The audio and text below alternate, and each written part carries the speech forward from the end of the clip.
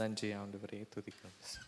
இந்த காலையில் நம்ம ஆண்டவரை நோக்கி பார்த்து இந்த ஆராதனையை கர்த்தர் ஆசீர்வதிக்கணும்னு சொல்லி அவர் அழகு முகத்தை நோக்கி பார்த்த நன்றியோடு நாங்களுமே துதிக்கிறோம். கர்த்தாவே ஸ்தோத்திரிக்கிறோம், ஸ்தோத்திரிக்கிறோம். நீர் நல்லவர், வல்லவர், போதுமான தேவனாக இருப்பதற்காக நன்றியோடு நாங்களுமே துதிக்கிறோம். தகப்பனே, நீ நேற்றும் என்றும் என்றும் மாறிடாத தேவனாக இருப்பதற்காக நன்றி. இந்த காலை வேளையிலும் அப்பா, எங்கள் ஒவ்வொருவரையும் உடைய கரத்தில் நாங்கள் தாழ்த்தி ஒப்பு கொடுக்கிறோம்.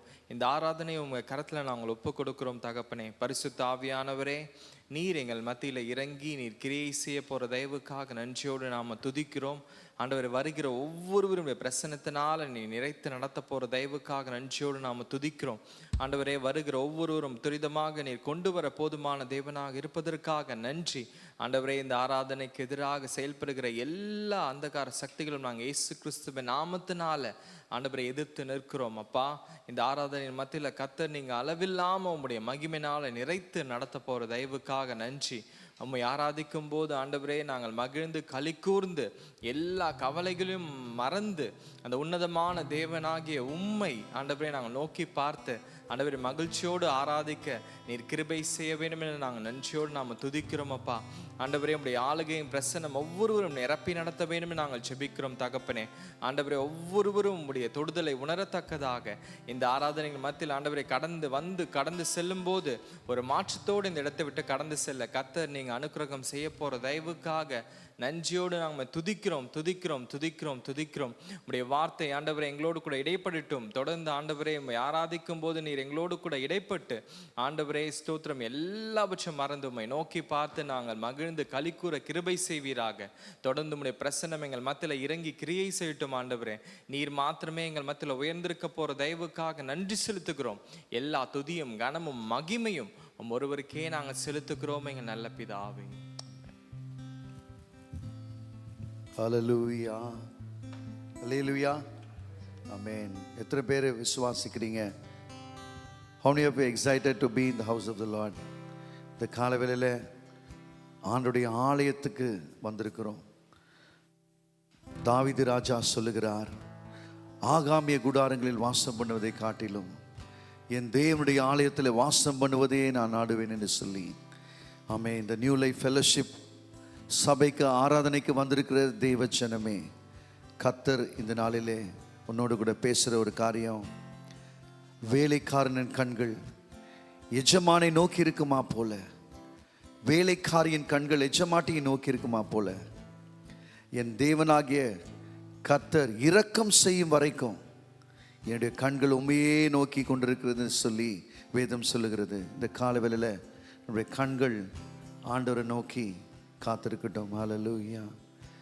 இந்த பாடல் சொல்லுகிறது, எனக்கு ஒத்தாசை வரும் பர்வலுக்கு நேராக என் கண்களை எடுப்பேன். வானத்தையும் பூமியும் படைத்த கர்த்தருக்கு ஒத்தாசை வரும். நமக்கு நன்மை வரணும் சொன்னா அது வேற எங்கேயோ வராது, அது கர்த்தரிடத்துல மாத்திரம்தான் வரும். ஹல்லேலூயா. ஒரு விசை கண்ண மூடி, ஆண்டவரே உடைய ஆவியினாலே எங்களை நிரப்புவீராகப்பா, உடைய பிரசன்னத்தினாலே ஆண்டவரே நிரப்புவீராக. இந்த ஆராதனை முழுவதுமாய் நீங்கள் பொறுப்பிடுங்க. கர்த்தர் ஆண்டவரே நீர் வந்திருக்கிறீர் என்பதை விசுவாசிக்கிறோம். இயேசுவின் நாமத்தில் ஜெபிக்கிறோம் பிதாவே, ஆமென். எல்லாம் தெரிஞ்ச பாடலை பாடுவோம். எனக்கு ஒத்தாசை வரும் பர்வதங்களுக்கு நேராக கண்களை எடுப்பேன் என்ற பாடலை கைகளை தட்டி நாம் பாடுவோம். உட்கார்ந்து பாடுவோம். You can sit and sing this song. You can sit and sing this song. I want everybody to clap your hands in the presence of God. ஆண்டவருடைய சமூகத்தில் நல்ல கைகளை கொடுத்துருக்கிறார்ல. ஆமென். எத்தனையோ பேருக்கு கட்டு போட்டிருக்கிறாங்க, நமக்கு கட்டுகளாக உடைத்திருக்கிறார். ஹல்லேலூயா. எனக்கொத்தாசை வரும் பர்வதம் நேராக கண்களை ஏறெடுப்பே. எனக்கொத்தாசை வரும் பர்வதம் நேராக என் கண்களை ஏறெடுப்பே. வானமும் பூமியும் படைத்த வல்ல தேவனிடமிருந்து, வானமும் பூமியும் படைத்த எண்ணுக்கடங்கா நன்மைகள் வருமே, என் கண்கள் ஏறெடுப்பே. எண்ணுக்கடங்கா நன்மைகள் வருமே, என் கண்கள் ஏறெடுப்பே. எனக்கொத்தா செய்வாரும் பர்வதம், நேராக என் கண்களை ஏறெடுப்பே. எனக்கொத்தா செய்வாரும் பர்வதம், நேராக என் கண்களை ஏறெடுப்பே. என் காலை தள்ளாட போட்டார், என்னை காக்கும் தேவன் உறங்கார். என் காலை தள்ளாட போட்டார், இஸ்ரவேலை காக்கும் நல் தேவன் ராப்பகல் உறங்காரே. இஸ்ரவேலை காக்கும் நல் தேவன் ராப்பகல் உறங்காரே. எனக்கொத்தா செய்வாரும் பர்வதம், நேராக என் கண்களை ஏறெடுப்பே. எனக்கொத்தா செய்வாரும் பர்வதம், நேராக என் கண்களை ஏறெடுப்பே. வலப்பக்கத்தில் நீடலவரே, வழுவாமல் காப்பவர் அவரே. வலப்பக்கத்தில் நீடலவரே, சூரியன் பகலில் சந்திரன் இரவில் சேதப்படுத்தாதே. சூரியன் பகலில் சந்திரன் இரவில் சேதப்படுத்தாதே. எனக்கொத்தா செய்வாரும் பர்வதம், நேராக என் கண்களை ஏறெடுப்பே. எனக்கொத்தா செய்வாரும் பர்வதம், நேராக என் கண்களை ஏறெடுப்பே. தீங்கு என்னை அணுகாமல் ஆத்துமாவை காக்கும் நல் தேவன். தீங்கு என்னை அணுகாமல் போக்கையும் வாரத்தையும் பத்திரமாக காப்பாரே. இது முதலா போக்கையும் வாரத்தையும் பத்திரமாக காப்பாரே.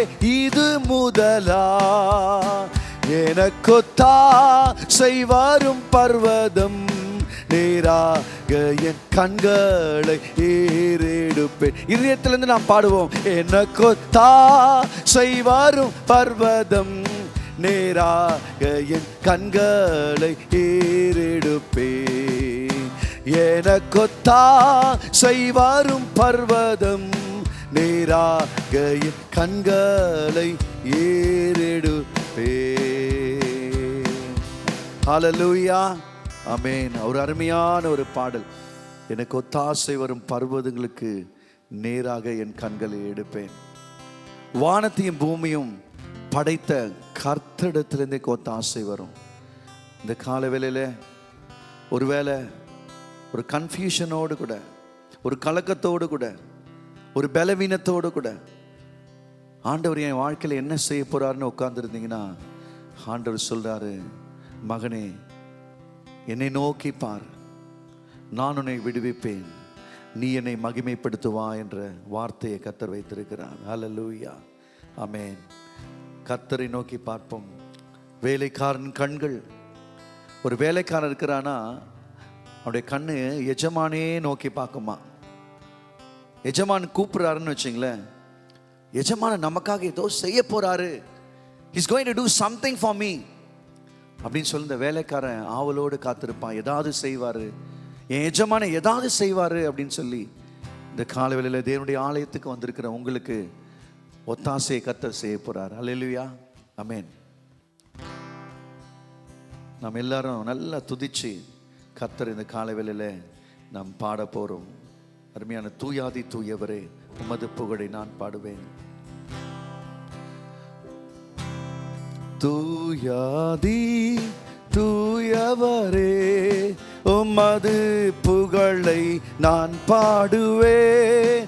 தூயாதி தூயவரே உமது புகழை நான் பாடுவேன். பாரில் எனக்கு வேறென்ன வேண்டும், உயிருள்ள வாரை நீர் புகழ் பாட வேண்டும். பாரில் எனக்கு வேறென்ன வேண்டும், உயிருள்ள வாரை நீர் புகழ் பாட வேண்டும். தூயாதி தூயவரே உமது புகழை நான் பாடுவே. தூயாதி தூயவரே உமது புகழை நான் பாடுவே. சீடரின் கால்களை கழுவினவர் செந்நீராலே நுள்ளம் கழுவிடுமே. சீடரின் கால்களை கழுவினவர் செந்நீராலே நுள்ளம் கழுவிடுமே. பாரில் எனக்கு வேறென்ன வேண்டும், உயிருள்ள வாரை நீர் புகழ் பாட வேண்டும். பாரில் எனக்கு வேண்டும், உயிருள்ள வாரை நீர் புகழ் பாட வேண்டும்.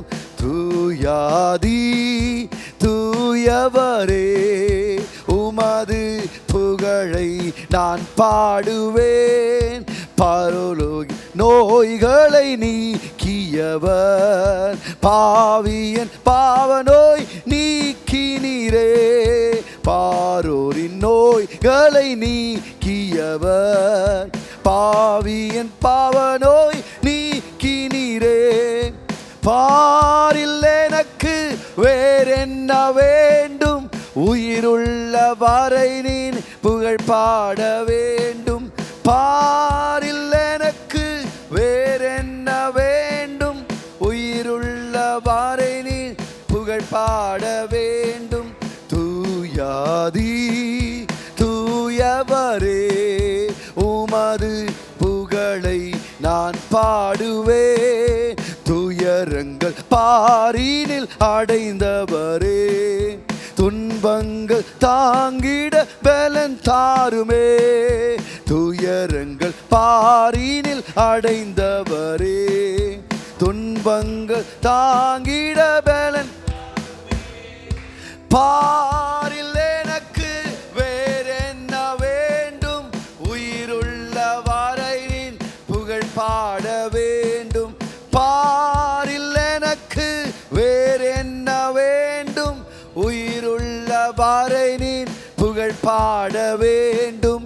தூயாதி தூயவரே உமது புகழை நான் பாடுவே. தூயாதி தூயவரே உமது புகழை நான் பாடுவேன். பரலோகில் இடமொன்று என்றவரே, பரிவாக என்னை சேர்க்க வேகம் வாருமே.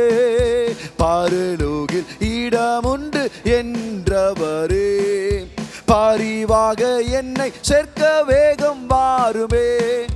பாரில் எனக்கு வேறென்ன வேண்டும், உயிருள்ள வாரை புகழ் பாட வேண்டும்.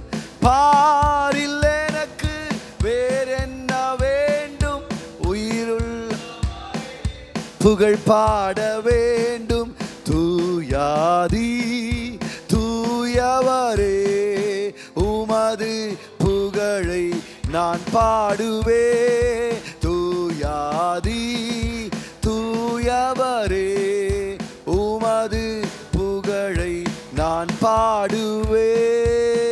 எல்லாரும் எழும்பி நின்று கண்களை மூடி ஆண்டவருடைய சமூகத்தில், ஆண்டவரே ஹல்லேலூயா, இந்த காலவேளையில் உம்மை துதிக்கும்படியாய் வந்திருக்கிறேன் ஆண்டவரே.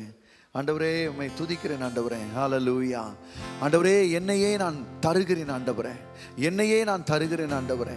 ஹல்லேலூயா. என் உயிருள்ள வரை உம்மை புகழ் பாடுவேன் ஆண்டவரே. Lord, I will worship you end of my life, Lord Jesus.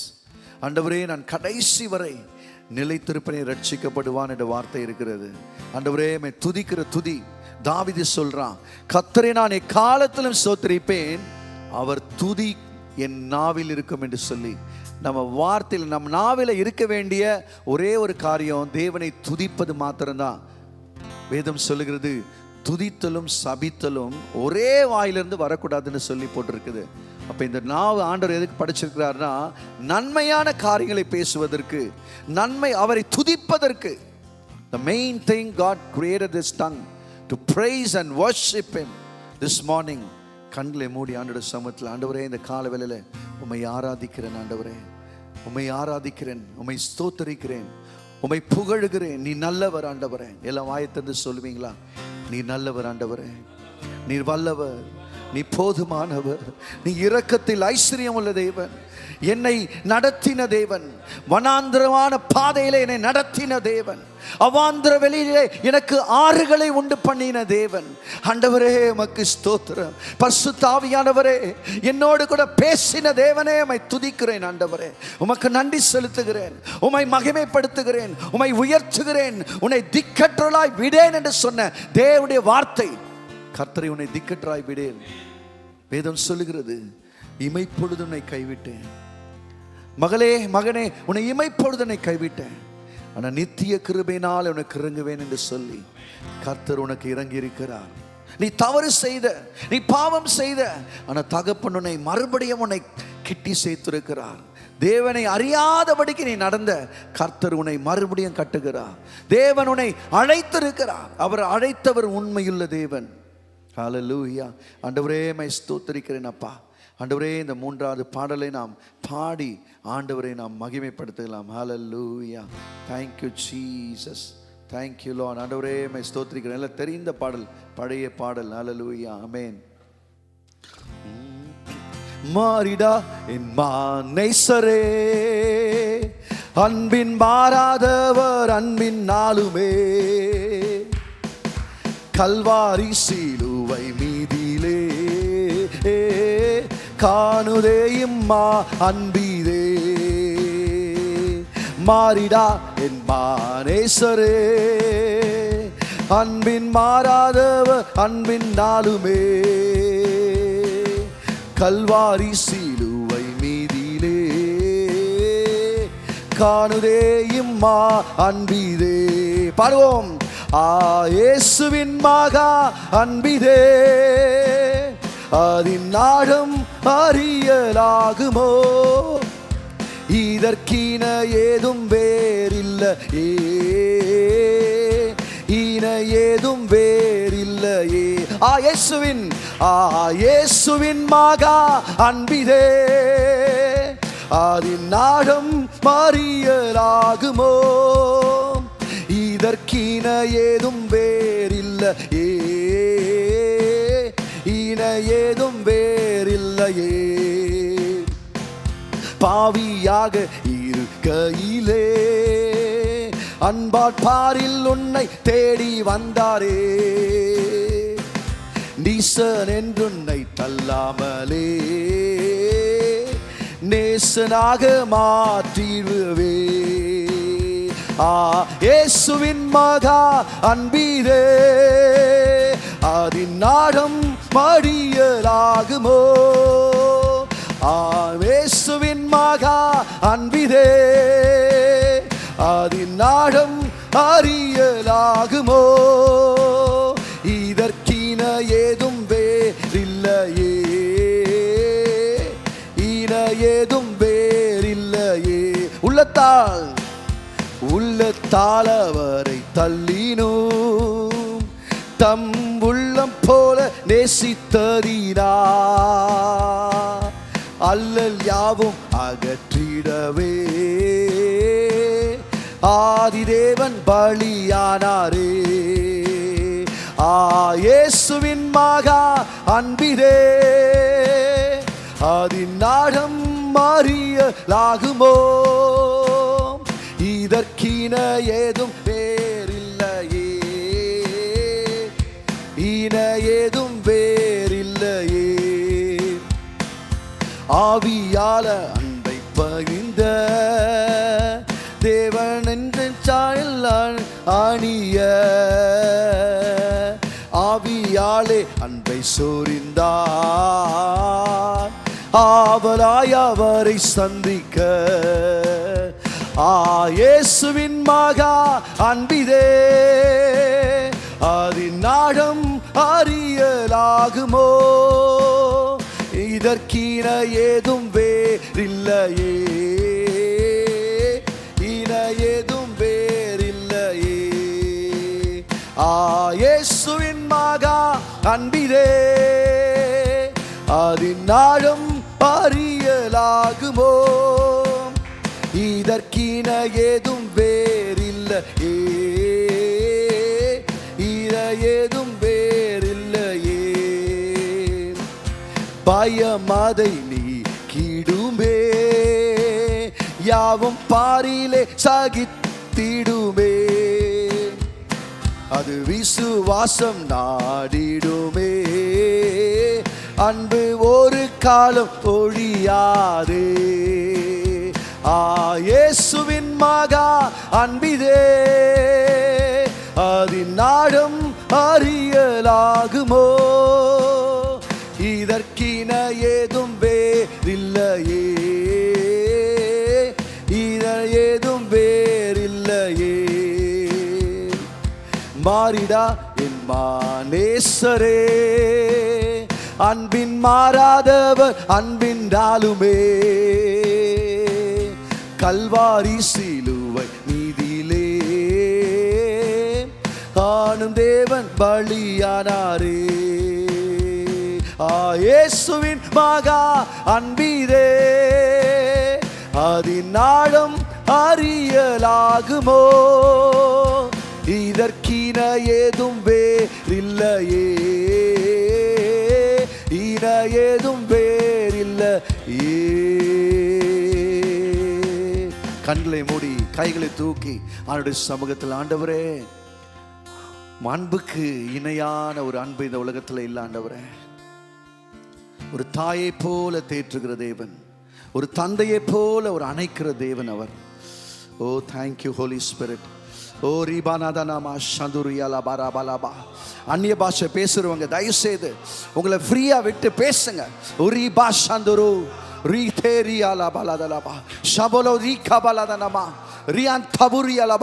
ஒரு தேவ பிரசன்னம் அசைவாடி கொண்டிருக்கிற இந்த நேரத்தில் ஓ தேவனை மகிமைப்படுத்துங்க. ஹல்லேலூயா. ஓ நீ விசுவாசித்தால் தேவ மகிமையை காண முடியும், உன் குடும்பத்தில் காண முடியும், உன் பிள்ளையோட வாழ்க்கையில காண முடியும். கர்த்தர் எவ்வளவு அன்புள்ளவராக இருக்கிறார்.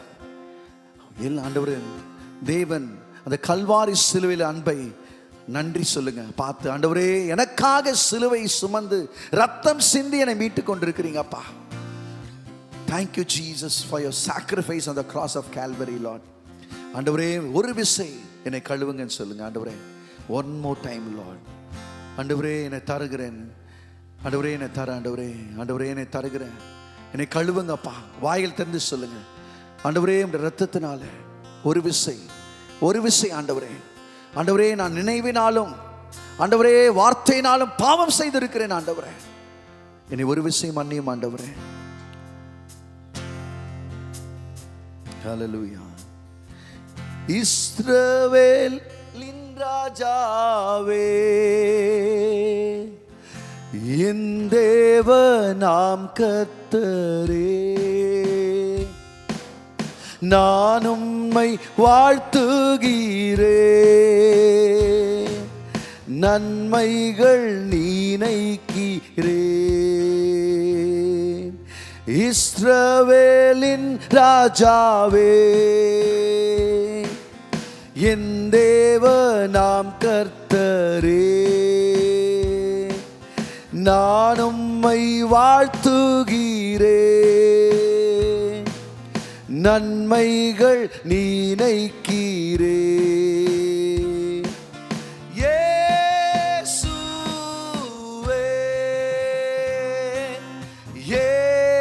இயேசுவே, இயேசுவே,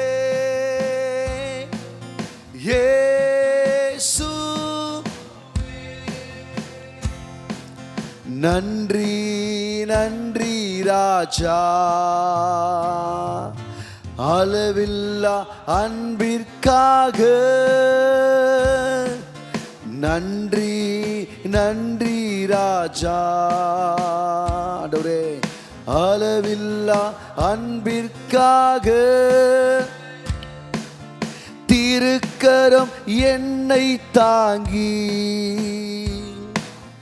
கடும் பிரச்சனைகளிலும் முன்னேறி செல்வதற்கு பலத்தை நீ தந்ததற்கா திருக்கரம் என்னை தாங்கி. ஆமென்.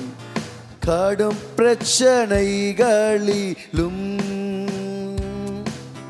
முன்னேறி செல்வதற்கு பலத்தை நீ தந்ததற்காய். இயேசுவே பாடுவோம். இயேசுவே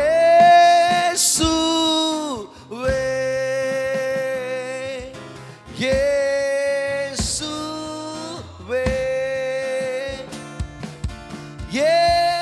இயேசுவே இயேசுவே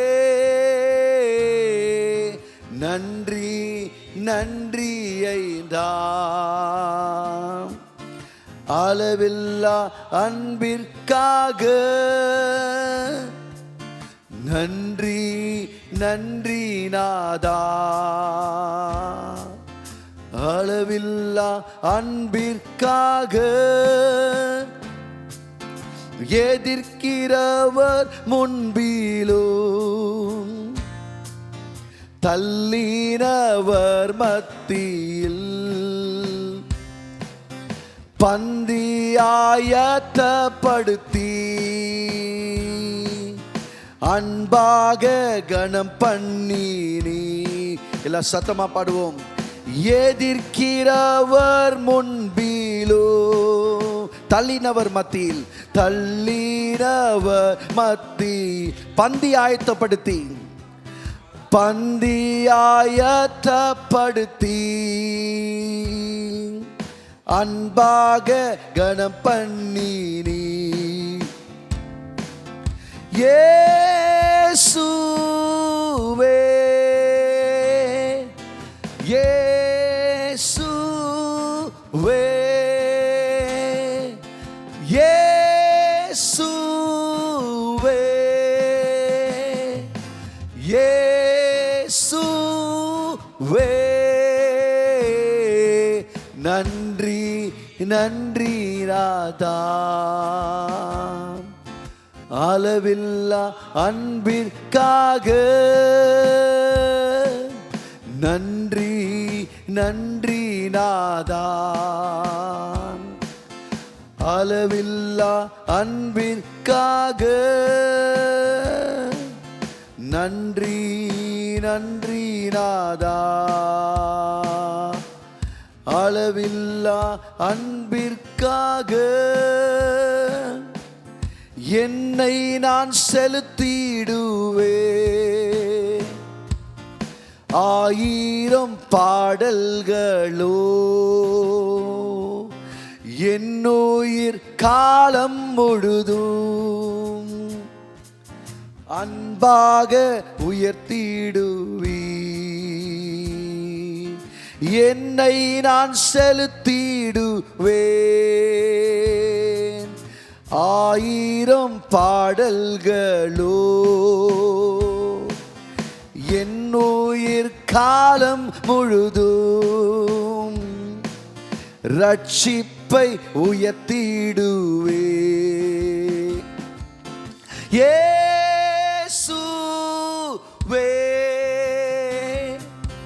இயேசுவே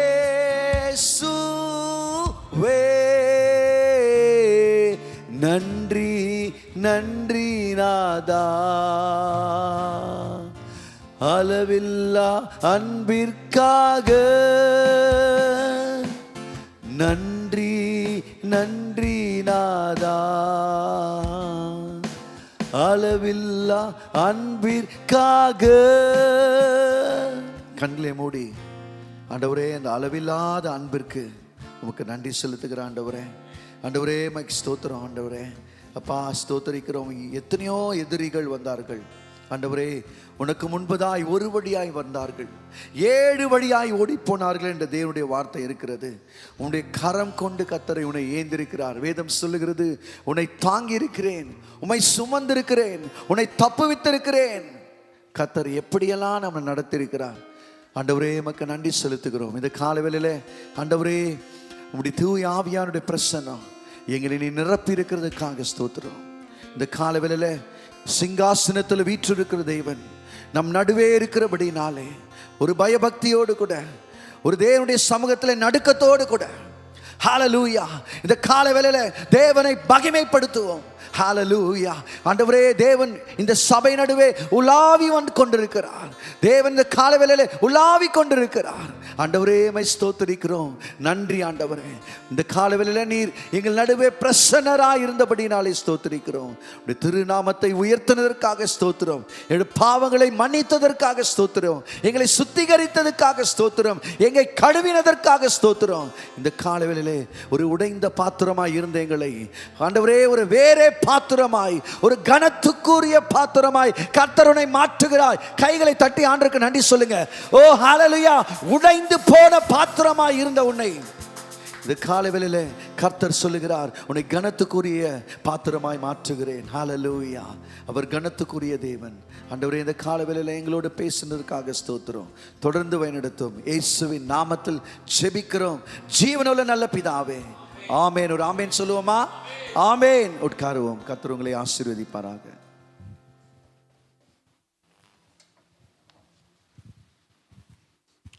பிரைஸ் லார்ட். ஹalleluya. ஆமென். எத்தனை பேர் சந்தோஷமா இருக்கீங்க இந்த காலவேளையில? இந்த சத்தமே காணுமே. ஹalleluya. ஆமென். கர்த்தர் செய்ய நினைத்தது அது தடைப்படாது. கர்த்தர் செய்ய நினைப்பது யாராலும் என்ன பண்ண முடியாது, தடை பண்ணவே முடியாது. ஆமென். இந்த காலவேளையிலும் கர்த்தர் நம்மளை இந்த இடத்துல கூட்டி வந்திருக்கிறார். அவருடைய சமூகத்தில் மகிழ்ந்து களி கூற, அவரை ஆராதிச்சு துதிக்க கர்த்தர் கொடுத்த தருணத்திற்காக நம்ம நன்றி சொல்லி இந்த நேரத்தில் நம்ம காணிக்கைகளை நம்ம கொடுக்க போகிறோம். நல்லா உற்சாகமாக நம்ம சந்தோஷமாக பாடலை பாடும்போது நம்ம ஓகே, ஸ்க்ரீனில் பாடல் வருது. தயவுசெய்து அந்த பாடலை பாடி தேவனுக்கு நாமத்துக்காக காணிக்கைகளை செலுத்தி நம்ம தசமாவங்களை செலுத்தி மகிமைப்படுத்திக்கலாம். ஆசீர்வதிக்கும் தேவன் என்னை ஆசீர்வதிப்பாரே.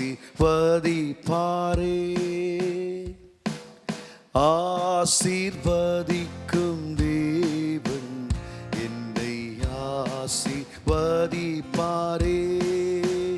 துதி ஸ்தோத்திரம் இயேசுநாதா, துதி உமக்கே என்றுமே. துதி ஸ்தோத்திரம் இயேசுநாதா, துதி உமக்கே என்றுமே. ஆசீர்வதிக்கும் தேவன் உன்னை ஆசீர்வதிப்பாரே. ஆசீர்வதிக்கும் தேவன் உன்னை ஆசீர்வதிப்பாரே. ஆபிரகாமை ஆசீர்வதித்தவர் ஆசீர்வதிப்பாரே. ஈசாக்கை ஆசீர்வதித்த தேவன் ஆசீர்வதிப்பாரே. ஆபிரகாமை ஆசீர்வதித்தவர் ஆசீர்வதிப்பாரே. ஈசாக்கை ஆசீர்வதித்த தேவன் ஆசீர்வதிப்பாரே. ஆசீர்வதிக்கும் தேவன் உன்னை ஆசீர்வதிப்பாரே.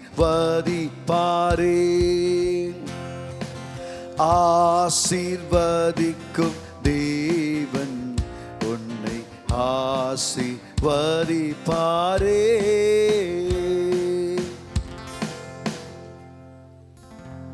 இந்த காணிக்கைக்காக நம்ம ஜெபிக்கும். கண்கள் மூடி. பரிசுத்த பிதாவே, இந்த நல்ல வேளையில ஆண்டவரே கொடுத்த காணிக்கைகளை கர்த்தர் பழுகி பெருக செய்யும்படியாய் ஜெபிக்கிறோம். ஆண்டவரே, கொடுத்ததான ஒவ்வொரு கரங்களையும் ஆண்டவரே பன்மடங்காய் நீர் ஆசீர்வதிப்பீராக. வரும் நாட்களிலே உமக்கு அதிகமாய் தேவனுடைய ராஜ்யத்துக்கென்று கொடுக்க கர்த்தர் அவர்களுக்கு ஆண்டவரே நீர் ஆசீர்வதித்து, ஈசாக்கை ஆசீர்வதித்த தேவன், ஆபிரகாமின் தேவனுடைய ஆசீர்வாதம் அந்த பிள்ளைகளை மேலே தங்கும்படியாய் ஜெபிக்கிறேன். இந்த காலவேளையிலே ஆண்டவரே கர்த்தாவே, உம்முடைய ராஜ்யத்துக்கென்று இந்த காணிக்கையை நாங்கள் ஆண்டவரே கொடுத்திருக்கிறோம். கர்த்தர் பெருக பண்ணும். இயேசுவின் நாமத்தில் ஜெபிக்கிறோம் பிதாவே, ஆமென்.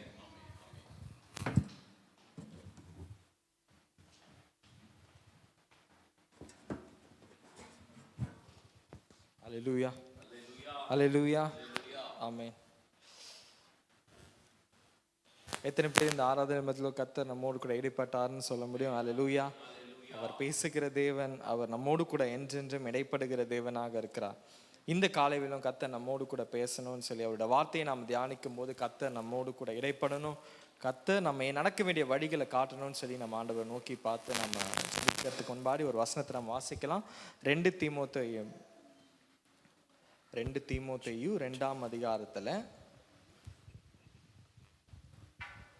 14 17 வசனம். 2 தீமோத்தேயு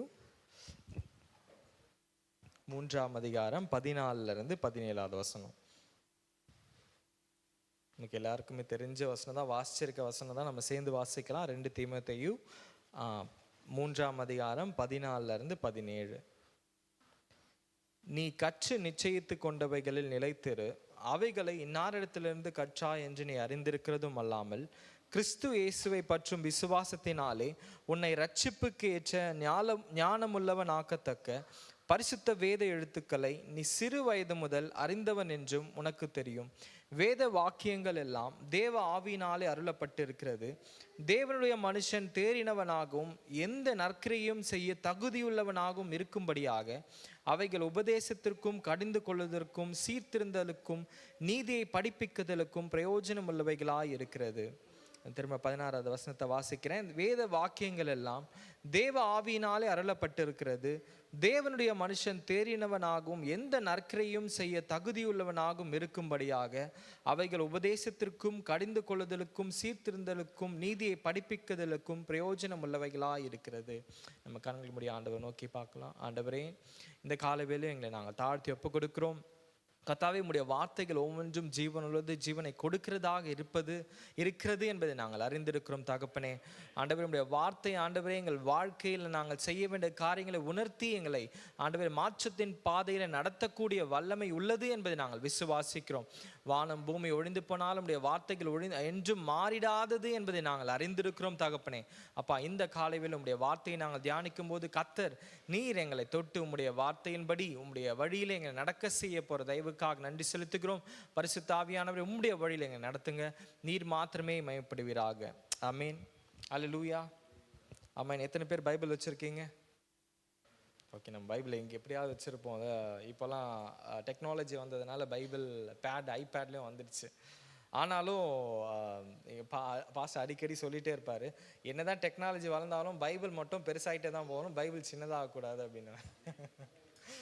ஏன்னா ஐபேடெல்லாம் வந்துட்டதுனால அதுலேயும் நமக்கு ஈஸியாக வாசிக்கக்கூடிய பல காரியங்கள் இப்போ எல்லாமே வந்துடுச்சு. இருந்தாலும் நம்ம கையில் ஒரு பைபிள் இருக்கும்போது அதை நம்ம வாசித்து நம்ம ஆண்டவருடைய நாமத்தை மகிமைப்படுத்த முடியும். பைபிள் பற்றி நம்ம வாசிக்கணும். கர்த்தருடைய வார்த்தையை குறித்து நம்ம வாசிச்சதே தெரிஞ்சிருக்கோம். வேதாகமத்தை யார் தமிழில் முதல் அதை மொழிபெயர்த்தது? ஆமாம், கரெக்டாக சொல்லிட்டாங்க. யாராவது இந்த இடத்துக்கு போயிருக்கீங்களா? சீகன் பால் சொல்கிற அந்த மிஷனரி இஸ்ரேல் பிரதர் போயிருக்காரு. ரொம்ப ஒரு அருமையான இடம். அந்த சம்பவத்தை மறக்கவே முடியாது. நேற்று இந்த விஷயத்தை வாசிச்சுட்டு இருக்கும்போது அதை நான் வேற ஒரு சம்பவத்தை வாசிச்சுட்டு இருந்தேன். ஆனால் இதை வாசிக்கும் போது அந்த சம்பவத்தை ஞாபகம் வந்து சீகன் பால் தரங்கம்பாடின்னு சொல்கிற அந்த தஞ்சாவூர் சைடு தானே இது, தரங்கம்பாடி அந்த இடத்துல ஒரு மொழி பெயர்த்த அந்த இடத்துல அந்த ஒரு சபை இருக்குது, அங்கே எப்படி இருக்குது, அப்புறம் அந்த டேனிஷ் மிஷனரி அவங்க இருந்த சமயத்தில் அவர் எப்படி வந்தார் அப்படின்றத குறித்து அந்த இடத்துல தெளிவாக போட்டிருந்தாங்க. ஆனால் இங்கே கூட்டிகிட்டு போகிறதுக்கு முன்னாடி என்ன பண்ணாங்கன்னா எல்லா யூத்ஸுக்கும் அந்த படத்தை போட்டாங்க. அந்த சீகன் பால்ன்ற அவருடைய வாழ்க்கை சரித்திரத்தை போட்டாங்க.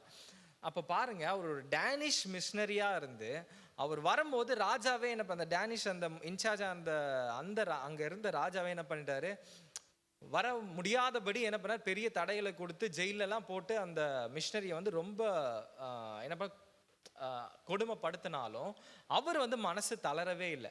நினச்சி பாருங்க, ஒரு வெளி இடத்துல இருந்து ஒரு நபர் எல்லா சௌகரியமும் இருக்கிற இடத்துல இருந்து எல்லாமே இருக்கிற இடத்துல இருந்து அதாவது தமிழ்நாட்டில் அந்த நினச்சி பாருங்க, அதாவது கடல் பகுதி அப்படின்னு என்ன வெயில் இருக்கும், பயங்கரமான அந்த இதெல்லாம் பொருட்படுத்தாமல் ஒருத்தர் வந்து தன்னுடைய வாழ்க்கையை அர்ப்பணித்து வந்து செஞ்ச ஒரு காரியத்தினால தான் இன்னைக்கு நாம் கையில் என்ன பண்ணுது, வேதாகமும் இருக்குது. ஹல்லேலூயா, ஆமீன். அப்போது அப்படி வந்து அவர் வாழ்க்கை சரித்திரத்தை பார்க்கும்போது அவர் தமிழ் கற்றுக்க, இப்போல்லாம் நம்ம இப்போ ஸ்கூலுக்கு போகிறோம் படிக்கிறோம் அப்படின்னா இப்போ எல்லாமே டெக்னாலஜி வளர்ந்துட்டதுனால எல்லாமே இப்போ ஈவன் ஆன்லைன்லேயே வந்துடுச்சு, அப்படி தானே. அங்கே டீச்சர் நடத்தும் போது டீச்சர் எல்லாம் ஆன்லைன் இதிலே பண்ணுறாங்க, போர்ட்லேயே எழுதுகிறாங்க. பசங்க இங்கேருந்து அவங்களும் ஒரு பேடில் வச்சு என்ன பண்ணால் கற்றுக்குறாங்க. ஆனால் அந்த நாட்களில் கற்றுக்கிறது இந்த மாதிரி வசதி எல்லாம் கிடையாதுன்றதுனால அவர் கற்றுக்கினது எங்கன்னா அப்படின்னா மணலில் எழுதும் போது கையில் அடிப்போ. மணலில் எழுதுனா ஈஸியாக இருக்குமா? என்னைக்கா போனீங்கன்னா எழுதி பாருங்கள். மணலில் வந்து ஒரு விஷயத்தை எழுதினீங்க அப்படின்னா உங்கள் கைகள் எல்லாம் காயப்படும், ரத்தம் வரும், ஏன்னா அது ரொம்ப துகள்களாக இருக்கும். ஆனால் அப்படி அந்த தன்னையே தியாகம் செய்த ஒரு மனிதரால் தான் இன்றும் என்ன பண்ணாது, வேதாகமத்தை நம்மளால் படிக்க முடியுது. அல்லேலூயா. முதல் தமிழ் அந்த அச்சடிக்கப்பட்ட விஷயம் என்னென்னா வேதாகமத்துடைய வார்த்தைகள் தான். அதில் போட்டிருந்தாங்க, அந்த வேதாகமத்துடைய வார்த்தைகள் எல்லாம் முதல்ல அச்சடிக்கப்பட்டதை போட்டிருந்தாங்க. ரொம்ப ரொம்ப ஆச்சரியமாக இருக்குது. அல்லேலூயா, ஆமீன். எத்தனை பேர் ஆண்டவருடைய வார்த்தைக்காக நன்றி சொல்ல ஆசைப்படுறீங்க? ஆமீன். அப்படி இவ்வளோ தியாகங்கள் பண்ணி என்ன பண்ணியிருக்காங்க, வசனத்தை கொடுத்துருக்காங்க. பெங்களூரில் இருக்கும்போது ஞாபகம் இருக்குது, பெங்களூரில் இருக்க ஆக்சுவலி கன்னடாவில் தான் மொழிபெயர்ப்பு நடந்தது, கன்னடாவில் மொழிபெயர்த்துருந்தாங்க. பெங்களூரில் இருக்கவங்ககிட்ட கேட்டேன், பைபிளை யார் மொழிபெயர்த்தா உங்களுடைய லாங்குவேஜில் அப்படின்னு கேட்கும். உங்களுக்கு தெரியுமா, யாருக்காவது தெரியுமா யார் மொழிபெயர்த்தா?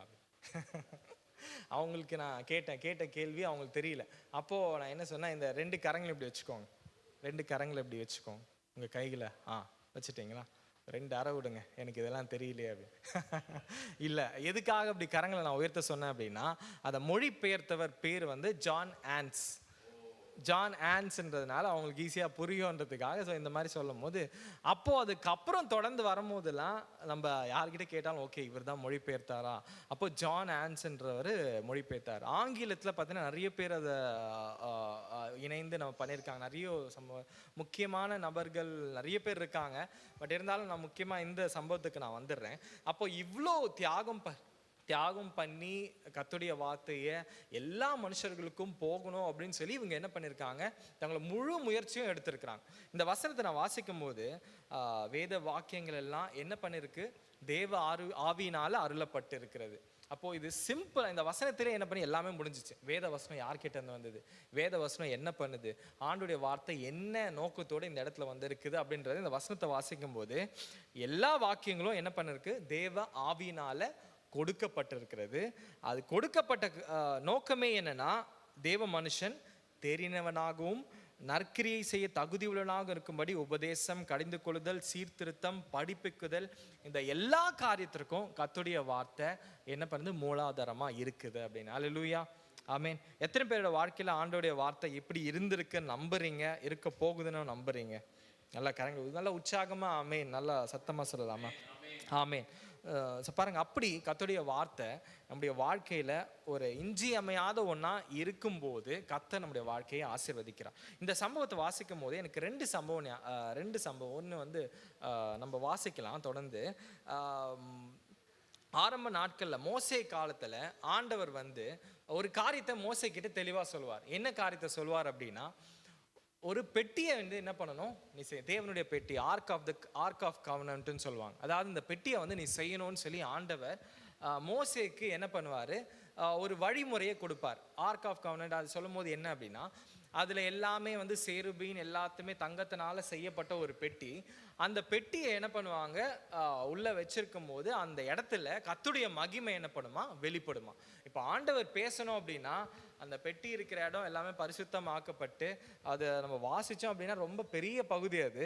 அதில் சொல்லப்பட்டிருக்கிறது இது எல்லாமே பரிசுத்தமாக்கப்பட்டு, அதாவது எல்லாமே நல்லா க்ளீன் பண்ணி அதை நல்லா பிளான் பண்ணி கர்த்தர் என்ன சொன்னார், இந்த பெட்டியில் என்ன பண்ணுவாங்களாம், கர்த்தருடைய வார்த்தை, அதாவது அந்த ஆண்டவர் கொடுத்த அந்த 10 கட்டளைகள் இருந்ததுல அதை என்ன பண்ணுவாங்க, அது உள்ளே வச்சுருப்பாங்க.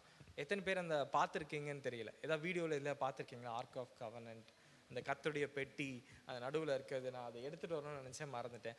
அந்த பெட்டிக்குள்ளே என்ன இருக்கும்னா கர்த்தருடைய வார்த்தை இருக்கும். இப்போது மோசே ஆண்டவரோடு கூட பேசணும் அப்படின்னா அது உள்ளே போய் நிற்கும் போது கர்த்தருடைய மகிமை அங்கே இறங்கி கர்த்தர் என்ன பண்ணுவாரா, அவங்களோடு கூட பேசுவார். இந்த சம்பவத்தை ஒட்டி ஒரு விஷயத்தை நம்ம வாசிக்க போகிறோம், நம்ம எல்லாரும் சேர்ந்து நம்ம வாசிக்கலாம். 2 சாமுவேலின் புஸ்தகம்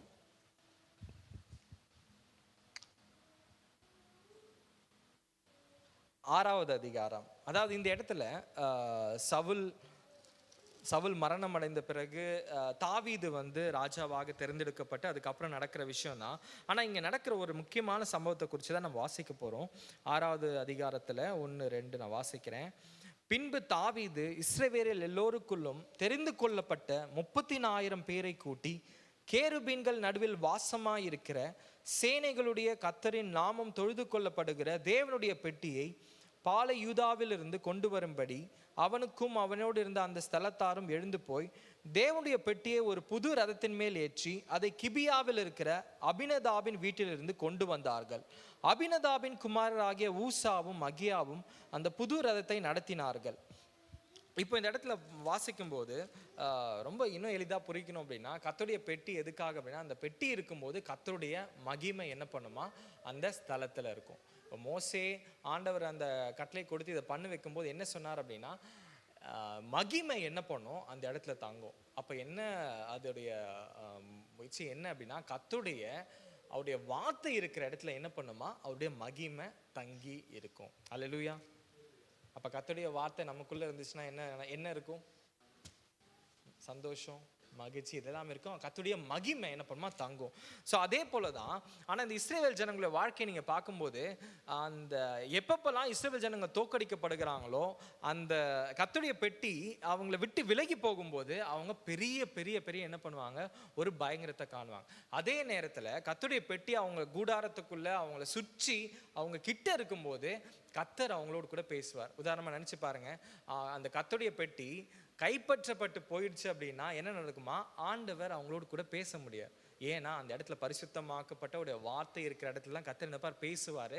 அது மாத்திரம் இல்லாமல் அந்த பெட்டி இல்லாத போது அவங்க ஜனங்கள் என்ன பண்ணாங்கன்னா தோற்கடிக்கப்பட்ட காரியத்தை நம்மளால் வாசிக்க முடியும். இந்த இடத்துல தாவீது ஒரு காரியத்தை பண்ணுறது நம்ம பார்க்க. அது என்ன பண்ணுறார் அப்படின்னா, கேருபீன்கள் நடுவில் வாசமாக இருக்கிற கர்த்தரின் நாமம் தொழுது கொள்ளப்படுகிற பெட்டியை என்ன பண்ணணும்னா கொண்டு வரணும் அப்படின்னு சொல்லி தாவீது இந்த அதிகாரத்தில் தான் தாவீது இன்ட்ரடியூஸ் பண்ணவே படுவார். தாவீது ஆரம்பித்து போயிட்டு கைப்பற்ற ஆரம்பிக்கப்படுகிற இந்த நாட்களில் தேவனுடைய பெட்டியை கொண்டு வரணும்னு சொல்லி போகிறாங்க. 4வது வசனம் வாசிக்கிறேன். அவர்கள் தேவனுடைய பெட்டியை ஏற்றி அது கிபியாவில் இருக்கிற அபினதாபின் வீட்டில் நடத்தி கொண்டு வருகிற போது அகியா பெட்டிக்கு முன்னாலே நடந்தான். இப்போ ஒன்றும் இல்லை, சிம்பிள் தான். என்னென்னா அந்த பெட்டியை என்ன பண்ணுறாங்க, இஸ்ரவேலுக்கு எடுத்துகிட்டு வராங்க. அதை கைப்பற்றப்பட்ட அந்த பெட்டியை இஸ்ரவேலுக்கு எடுத்துகிட்டு வராங்க. என்ன நடக்குதுன்னு பாருங்கள். தாவீதும் இஸ்ரவேல் சந்ததியார் அனைவரும் தேவதாரு மரத்தால் பண்ணப்பட்ட சகத வித கீத வாத்தியங்களோடும் சுரமண்டலம், தம்புரு, மேல வீண, கைத்தாளம் ஆகியவைகளோடும் கர்த்தருக்கு முன்பாக ஆடி பாடி கொண்டு போனார்கள். அப்படி அந்த பெட்டிக்கு முன்பாக அவங்க மகிழ்ந்து கர்த்தரை ஆராதிச்சுட்டே வரதை நம்மளால் பார்க்க முடியுது. அவர்கள் நாகோனின் களம் இருக்கிற இடத்துக்கு வந்தபோது மாடுகள் மிரண்டு பெட்டியை அசைத்தபடினால் ஊசா தேவனுடைய பெட்டியினிடமாக தன் கையை நீட்டி அதை பிடித்தான். 7வது வசனம். அப்பொழுது கர்த்தருக்கு ஊசாவின் மேல் கோபம் உண்டது. அவனுடைய துணிவின் நிமித்தம் தேவன் அங்கே அவனை அடித்தார். அவன் அங்கே தேவனுடைய பெட்டியின் அண்டையிலே செத்தான். இங்கே ஒரு பயங்கரமான ஒரு காரியம். அந்த நாட்களில் பாருங்கன்னா தேவனுடைய பெட்டி நான் சொன்னது போல அது கர்த்தரே அதை உருவாக்கி அது என்னன்னா பரிசுத்தமான ஒரு காரியம். உதாரணமாக நான் சொன்னேன், அந்த பெட்டிக்குள்ளே என்ன இருந்தது, பெட்டிக்குள்ளே தங்கம் இருந்ததா, வெள்ளி இருந்ததா, அது எல்லாத்தாலும் செய்யப்பட்டது. ஆனால் பெட்டிக்குள்ளே என்ன இருந்தது, ஆமாம், பாருங்க, கர்த்தருடைய வார்த்தை இங்க இந்த சம்பவத்தை நான் வாசிக்கும் போது இதை நீங்க தொடர்ந்து இப்ப கவனிச்சுட்டே வந்தீங்கன்னா ரொம்ப ஆச்சரியமா இருக்கும். அப்படி பரிசுத்தமான அந்த பெட்டியை வந்து என்ன பண்ணுவாங்க, சரி நம்ம இஸ்ரவேலுக்கு எடுத்துட்டு போவோம், அப்பதான் நமக்கு சமாதானம் கிடைக்கும்னு கூட்டிட்டு போகும்போது அந்த எடுத்துட்டு போற மாடுகள் எல்லாம், மாடு என்ன பண்ணா கால் தடி கீழே விழும்போது அதை சுமந்து கொண்டு வந்த அகியா என்ன பண்ணாரா, அந்த பெட்டியை பிடிக்கணும்னு பிடிச்சார். இப்ப பாருங்க, ஏதாவது ஒரு விஷயம் அந்த பெட்டியை தூக்கிட்டு போறாங்க, கீழே விழுது அப்படின்னா என்ன பண்ணுவீங்க? பரவாயில்ல விழுட்டும், விழுந்து போட்டோம் அப்படின்னு நினைப்பீங்களா? கர்த்தருடைய வார்த்தை போதே என்ன பண்ணணும், நம்ம எப்படியாவது பிடிச்சிடணும் அப்படின்னு தானே நம்ம நினைப்போம். அதே போலதான் அவர் என்ன பண்ண, அந்த வார்த்தையை பிடித்தும் போது, ஆனா அது பரிசுத்தமானதா இருந்ததுனால அதற்கேற்ற பரிசுத்தமா இல்லாதவங்களால அதை இது பண்ண முடியல. ஏன்னா உடனே அந்த இடத்துல என்ன பண்ணாரா, அந்த இடத்துல செத்தான் அப்படின்னு சொல்லிட்டு. இது பார்க்கும்போது ரொம்ப பெரிய ஒரு பயங்கரமான ஒரு காரியம் தான். ஒரு லேஸ்ல ஒரே வசனத்துல நம்ம வாசிட்டோம். அவ்வளவு முக்கியத்துவமானதா இருந்தது எது அப்படின்னா கர்த்தருடைய வார்த்தை. ஸோ அப்போ அந்த கர்த்தருடைய வார்த்தையை அவங்க எல்லாம் அவ்வளோ விலையுறந்ததா, ரொம்ப முக்கியத்துவமானதா கருதுனாங்க. ஏதாவது ஒரு சின்ன பரிசுத்த குலைச்சல் வந்தாலே அப்படின்னா அதுக்கு நேராக போய் நிற்க முடியாது. ஏன்னா கர்த்தருடைய மகிமை என்ன பண்ணுச்சா, அது மேலே இருந்தது. அல்லேலூயா. எத்தனை பேர் விசுவாசிக்கிறீங்க என்னுடைய வீட்டில் கர்த்தருடைய மகிமை இருக்குன்னு? ஆமென்.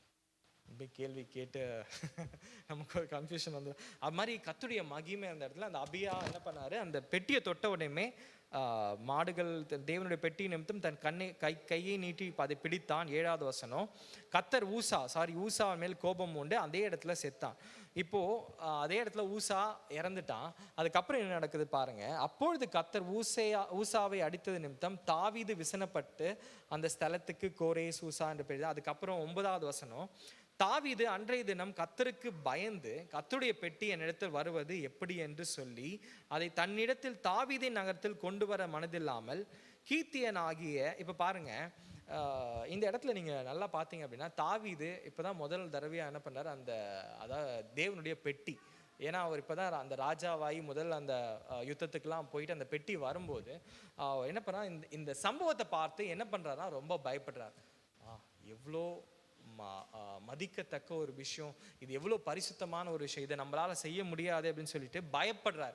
ஏன்னா ஒரு மனுஷனே செத்து போனான்றதை பார்த்த உடனே அவர் சொல்றாரு, இது நம்ம இடத்துக்கு இப்போ கூட்டிட்டு வர வேணாம், ஏன்னா நம்ம பரிசுத்த குலைச்சலா இருந்தா அப்படின்னா அது நமக்கு எதிராக வந்துடுமேன்னு சொல்லிட்டு பாருங்க. 9வது வசனம், கர்த்தருடைய பெட்டி என்னிடத்தில் வருவது எப்படி என்று சொல்லி அதை தன்னிடத்தில் தாவீது நகரத்தில் கொண்டு வர மனதில்லாமல் கீத்தியனாகிய ஓபேத் ஏதோமின் வீட்டிலே கொண்டு போய் வைத்தான். இப்போ பாருங்க, இப்போதான் ஒரு நபர் வந்து இன்ட்ரடியூஸ் பண்ணப்படுறாங்க. இப்போ அவர் பேர் என்னது, கீத்தியனாகிய ஓபேத் ஏதோம். இப்போ அது சுமந்து கொண்டு வந்தது யாருன்னா அதற்கே தயாராக்கப்பட்ட நபர்கள் தான். அப்படிப்பட்ட நபரே அந்த வார்த்தையை தொட முடியாமல் இறந்தும்போது இந்த கீத்தியனாகிய ஓபேத் ஏதோமை குறித்து இந்த இடத்துல நம்ம வாசிக்கிறோம். அது 11வது வசனத்தை, கர்த்தருடைய பெட்டி கீத்தியனாகிய ஓபேத் ஏதோமின் வீட்டிலே 3 மாதம் இருக்கையில் கர்த்தர் ஓபேத் ஏதோமை அவன் வீட்டார் அனைவரையும் ஆசீர்வதித்தார். அல்லேலூயா, ஆமென். நினைச்சு பாருங்க, ஊசா ஒரு செகண்ட் 2 செகண்ட் ஒரு 5 செகண்ட்னு வச்சுக்கோங்க, அந்த பெட்டி என்ன பண்ணியிருப்பார், சும்மா அப்படி தூக்கி இப்படி வச்சிருக்கணும் அப்படின்னு 5 நிமிஷம் தான், 5 நிமிஷம் கூட 5 செகண்ட் தொட்டது தான், ஆனால் அவர் செத்துட்டார். ஆனால் இங்கே ஒரு மனுஷனை குறித்து பார்க்குறோம், எவ்வளோ நாள் அந்த பெட்டி அவனோட வீட்டில் இருக்குதான், 3 மாதம் இருக்கையில் கர்த்தர் ஓபேத் ஏதோமை அவன் வீட்டார் அனைவரையும் என்ன பண்ணினார், ஆசீர்வதித்தார். எவ்வளோ ஒரு ஆச்சரியமான விஷயம் பாருங்க. அதே பெட்டி தான், அதே மகிமையை கொண்டு வருகிற அந்த பெட்டி தான், அந்த பெட்டி என்னவா இருந்துச்சு, ஆசீர்வாதமா ஓபேத் ஏதோமுக்கு இருந்தது. ஆனா ஊசாக்கு அது அப்படியே ஆப்போசிட். இது மாத்திரம் இல்லாம நீங்க முன்னாடி உள்ள வசனங்கள் நீங்க 1 சாமுவேல் வாசிச்சு பார்த்தீங்க அப்படின்னா அந்த பெட்டி வந்து பெலிஸ்தர் கைப்பற்றிட்டு போவாங்க. முன்ன கைப்பற்றிட்டு போகும்போது பெலிஸ்தருடைய இதுல வந்து வாதைகள்லாம் வர ஆரம்பிச்சிடும். அவங்க சொல்லுவாங்க வயிற்றுப்போக்கு, அது மாதிரி பல வாதைகள். அதெல்லாம் வாசிக்க நேரம் இல்லை அப்படின்னாலும் நீங்கள் வீட்டில் போனால் வாசித்து பார்க்கலாம்.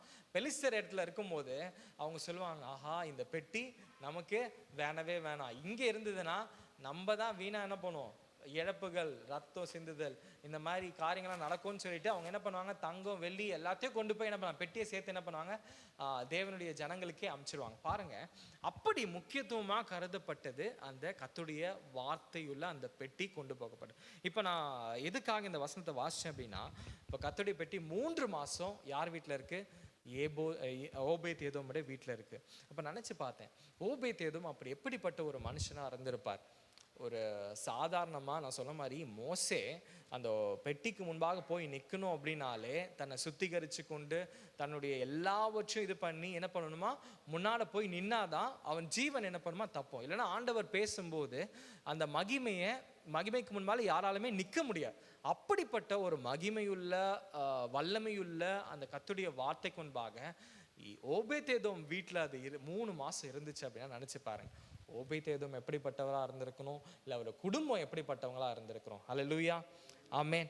இந்த காலையில இந்த வசனத்தை வாசிக்கும் போது நாம ஒரு ஆண்டவர்கிட்ட பார்த்து கேட்போம், ஆண்டவரே உம்முடைய வார்த்தை என்னுடைய குடும்பத்திலோ என்னுடைய சபையிலோ என்னுடைய வாழ்க்கையிலோ இருக்கும்போது நீங்க என்னை ஆசீர்வதிக்க வல்லமுள்ள தேவனாக இருக்கிறீர். அல்லேலூயா, ஆமென். யார் விரோதமா எழும்பி நின்னாலும் பாருங்க, இந்த இஸ்ரவேல் ஜனங்களுக்கு முன்பாக பல போராட்டங்கள் எழும்பினாலும் கர்த்தருடைய பெட்டி அவங்க கூட இருக்கும்போது அவங்க எப்பவுமே என்ன பண்ணாங்க, ஜெயிச்சு கொண்டே தான் இருந்தாங்க. அல்லேலூயா, ஆமென். தொடர்ந்து நம்ம வாசிக்கலாம். தேவனுடைய பெட்டியின் நிமித்தம் கர்த்தர் ஓபேத்-ஏதோமின் வீட்டையும் அவனுக்கு உண்டான எல்லாவற்றையும் ஆசீர்வதித்தார் என்று தாவீது ராஜாவுக்கு அறிவிக்கப்பட்டது.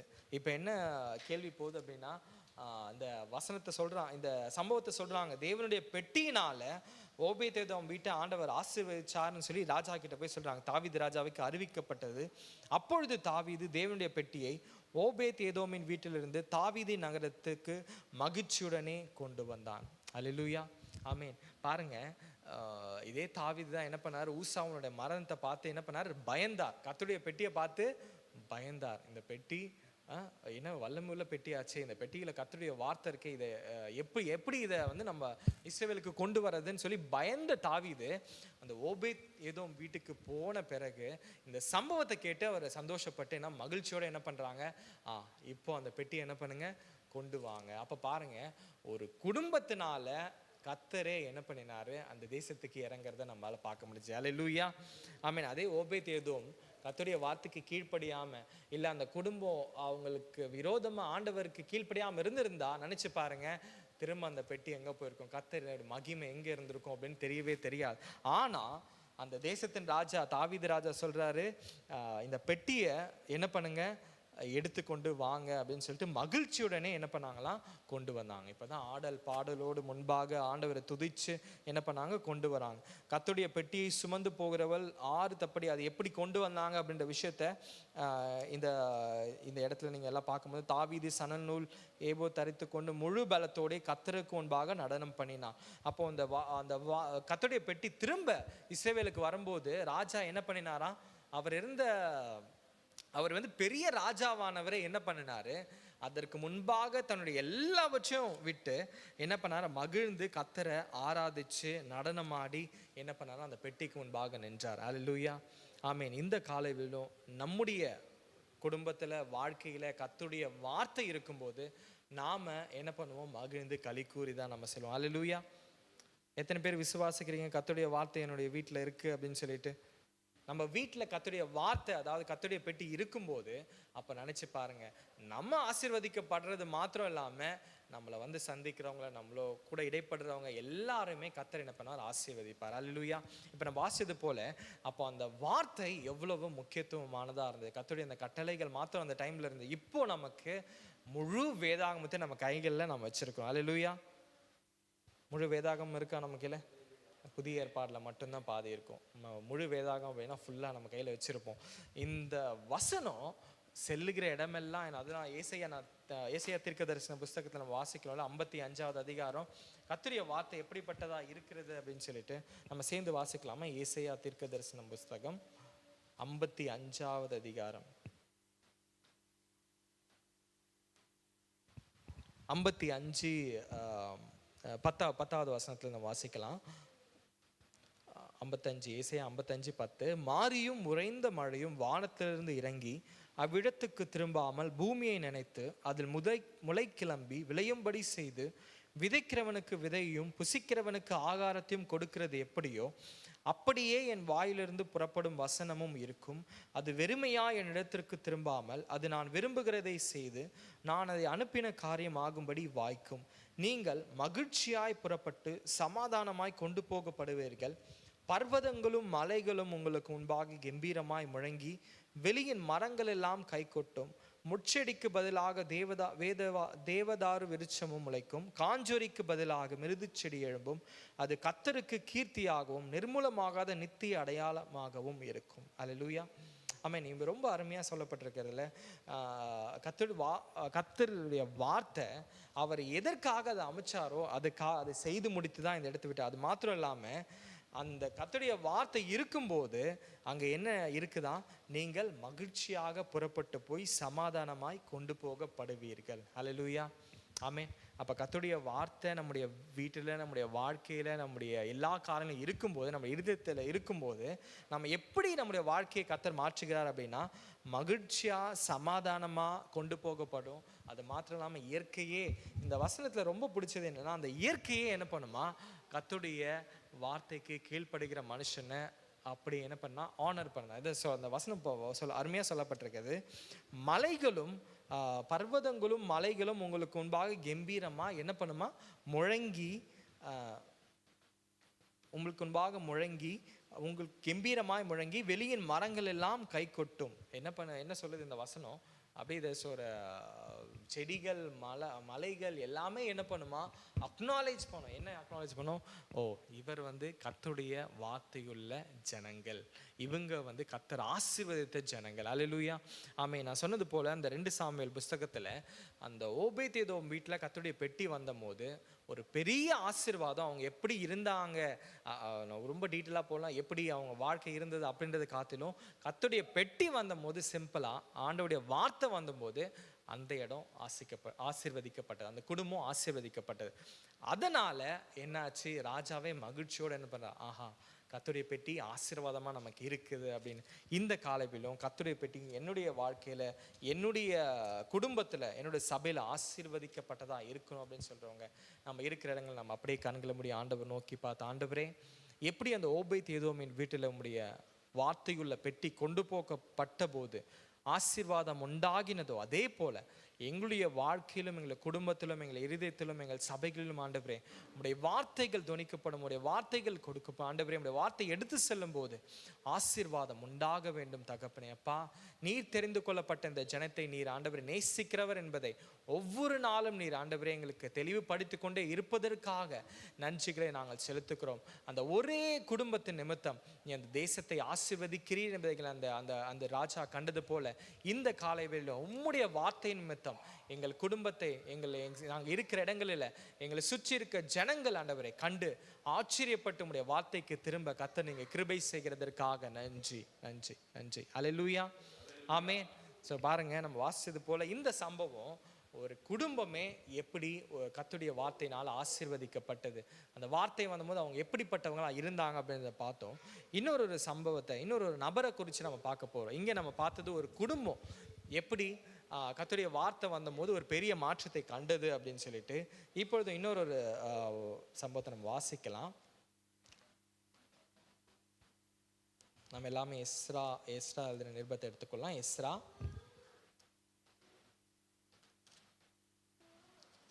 எஸ்ராவின் புஸ்தகம் 7ஆம் அதிகாரத்தை நம்ம எல்லாம் சேர்ந்து நம்ம வாசிக்கலாம். எஸ்ரா புஸ்தகம் 7வது அதிகாரம்.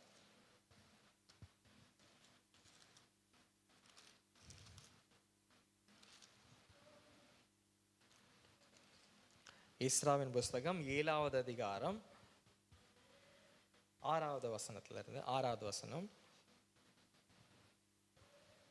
நம்ம முன்பு வாசிச்சது போல ஒரு சம்பவம், ஒரு குடும்பமே எப்படி கர்த்தருடைய வார்த்தையினால் ஆசீர்வதிக்கப்பட்டது, கர்த்தர் எப்படி அந்த குடும்பத்தின் மூலமாக அந்த ஜனங்கள் ஆசீர்வதிச்சார். இப்போ ஒரு நபருடைய வாழ்க்கையில எப்படி கர்த்தருடைய வார்த்தை கிரியை செஞ்சது, அந்த நபரினால எப்படி கர்த்தர் விடுதலை கட்டளையிட்டார் அப்படின்றத நம்ம பார்க்க போறோம். எஸ்ராவின் புஸ்தகத்துல 7வது அதிகாரத்துல 6வது வசனம். இந்த எஸ்ரா இஸ்ரவேலின் தேவனாகிய கர்த்தர் அருளிய மோசேயின் நியாயப்பிரமாணத்திலே தேறின வேத பாரகனாய் இருந்தான்.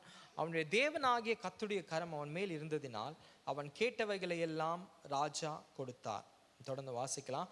அவனோடே கூட இஸ்ரவேல் புத்திரரிலும் ஆசாரியரிலும் லேவியரிலும் பாடகரிலும் வாசல் காவலாளரிலும் நிதனிமியரிலும் சிலர் அர்த்தசாஷ்டா ராஜாவின் 7ஆம் வருஷத்திலே எருசலேமுக்கு போனார்கள். 5ஆம் மாதத்தில் அவன் எருசலேமுக்கு வந்தான். அது அந்த ராஜாவின் 7ஆம் வருஷமானது. 9வது வசனம், 1ஆம் மாதம் 1 தேதியிலே அவன் பாபிலோனிலிருந்து பிரயாணமாக புறப்பட்டு 5ஆம் மாதம் 1 தேதியிலே தன் தேவனுடைய தயவுள்ள கரம் தன் மேல் இருந்ததினால் எருசலேமுக்கு வந்தான். கர்த்தருடைய வேதத்தை ஆராயவும் அதன்படி செய்யவும் இஸ்ரவேலிலே கட்டளைகளையும் நீதி நியாயங்களையும் உபதேசிக்கவும் எஸ்ரா தன் இருதயத்தை பக்குவப்படுத்தி இருந்தான். அல்லேலூயா, ஆமென். 10வது வசனத்தை நான் திரும்பி வாசிக்கிறேன். கர்த்தருடைய வேதத்தை ஆராயவும் அதன்படி செய்யவும் இஸ்ரவேலிலே கட்டளைகளையும் நீதி நியாயங்களை உபதேசிக்கவும் எஸ்ரா தன் இருதயத்தை பக்குவப்படுத்தி இருந்தான். அல்லேலூயா, ஆமென். இப்போ யாரை குறித்து வாசிக்கிறோம்? எஸ்ராவை குறித்து வாசிக்கிறோம். எஸ்ரா வந்து ரொம்ப ரொம்ப எத்தனை பேருக்கு எஸ்ராவை வாசிச்சிருக்கேன்? எஸ்ரா கதாபாத்திரம் எத்தனை பேருக்கு பிடிக்கும்? இடத்துக்கு ஏற்றேன். உங்களுக்கு வேதாங்கமத்தில் எந்த கதாபாத்திரம் பிடிக்கும் அப்படின்னா நிறைய பேர் ஏசப்பாவை தவிர, ஏன்னா ஏசப்பாவை தான் எல்லாருக்குமே பிடிக்கும். எல்லாம் மோசே, அப்புறம் எலியா, அப்படி பயங்கரமாக கர்த்தருக்காக ஏதாவது செஞ்ச ஒரு கதாபாத்திரம் தான் ஞாபகம் வரும். இப்போ நான் கேட்டேன் எஸ்ராவை யாருக்கு தெரியும் அப்படின்னா, எஸ்ரா சர்க்குணம் தான் எனக்கு தெரியும் அப்படின்னு. அந்த எஸ்ராவே அவங்க மறந்துட்டாங்க, இவரே ஞாபகம் வச்சுருக்காங்க. அந்த ஏன்னா நிறைய நேரங்களில் பாஸ் நான் சண்டே ஸ்கூலில் போகும்போது கேட்டேன் எஸ்ரா தெரியுமா அப்படின்னா, எஸ்ரா எனக்கு தெரியாது, எனக்கு ஃப்ரெண்டு பேர் தான் தெரியும் அப்படின்னு தான் சொல்லுவாங்க. ஏன்னா அவ்வளோவா என்ன பண்ண மாட்டாங்க, வாசிச்சிருக்க மாட்டாங்க. ஏன்னா வேதாம் சண்டே ஸ்கூலில் என்ன பண்ணுவாங்க, இந்த தாவீது எப்படி கோலியாத்தை வீழ்த்தினா அந்த மாதிரி கதைகள்லாம் நிறைய இருக்கும். ஆனால் இந்த இடத்துல பாருங்க, ஒரு மனுஷனை குறித்து நம்ம வாசிக்கிறோம், அதுதான் எஸ்ரா. அவர் எங்கேருந்து எப்போ வந்தார், எதற்காக வந்தாருன்னு அதிலே போட்டிருக்கு.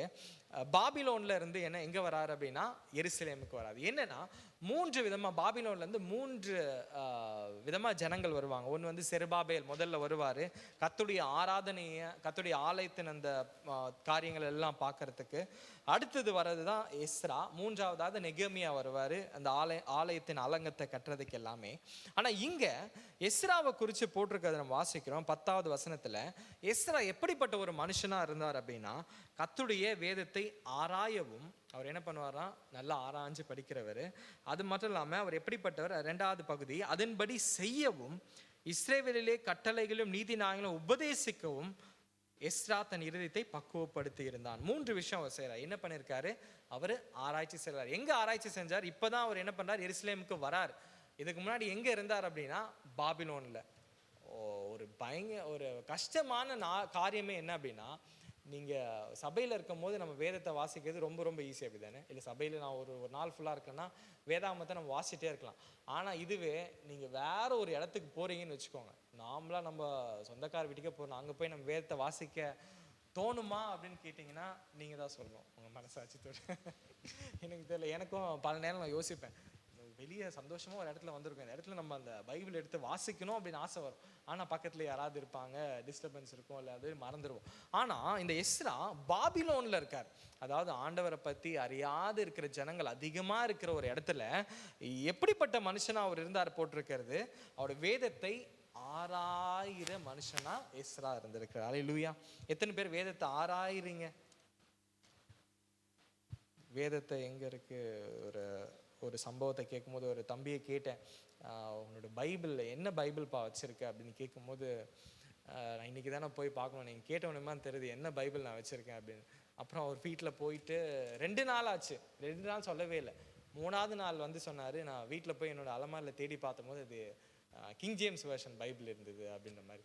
அதனால் பைபிள் எங்கே இருக்குன்னே தெரியவே இல்லை. அப்படின்னும் போது ஆராயறதுக்கு நேரமே இல்லை.